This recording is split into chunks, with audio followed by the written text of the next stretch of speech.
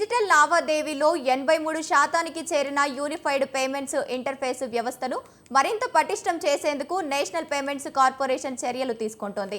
ఈ వ్యవస్థపై ఒత్తిడి తగ్గించేందుకు యూపీఐ యాప్ సాయంతో బ్యాంకు ఖాతాల్లో నగదు నిల్వ పరిశీలన సంఖ్యపై పరిమితులను విధిస్తూ నిర్ణయం తీసుకుంది.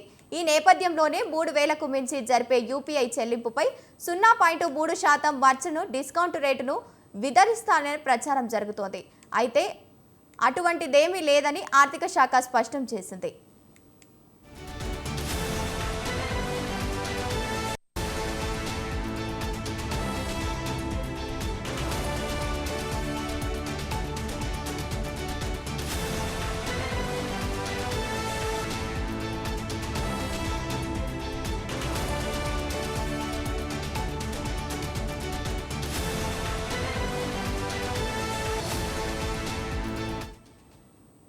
యూపీఐ లావాదేవీలపై ఎండీఆర్ను ప్రభుత్వం 2020 జనవరిలో రద్దు చేశాక ఈ లావాదేవీలు గణనీయంగా పెరిగాయి.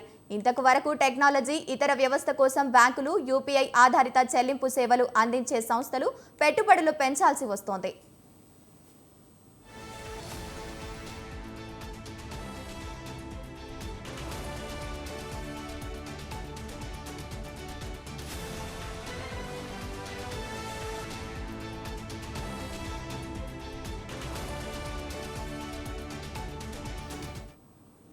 ప్రస్తుతం డెబిట్, క్రెడిట్ కార్డు లావాదేవీలపై 0.9% నుంచి 2% వరకు ఎండీఆర్ ఛార్జీ వసూలు చేస్తున్నారు. ఎన్పీసీఐ నెట్వర్క్పై పనిచేసే రూపే కార్డుపై ఎలాంటి ఛార్జీలు లేవు. 2000 దాటితే ప్రీపెయిడ్ ఇన్స్టిట్యూట్ యూపీఐ లావాదేవీలపై 1.1% ఇంటర్చేంజ్ ఫీజు వర్తిస్తోంది.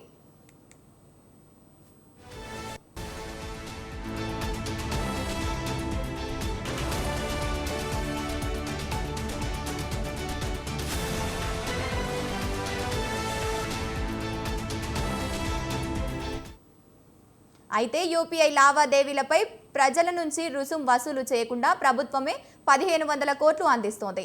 అయితే లావాదేవీల పరిమాణం భారీగా పెరిగినందున ఈ మొత్తం సరిపోవడం లేదని, కనీసం 10,000 కోట్లు అవసరమని అంచనా. ఈ నేపథ్యంలోనే తాజా ఊహాగానాలు వచ్చాయి.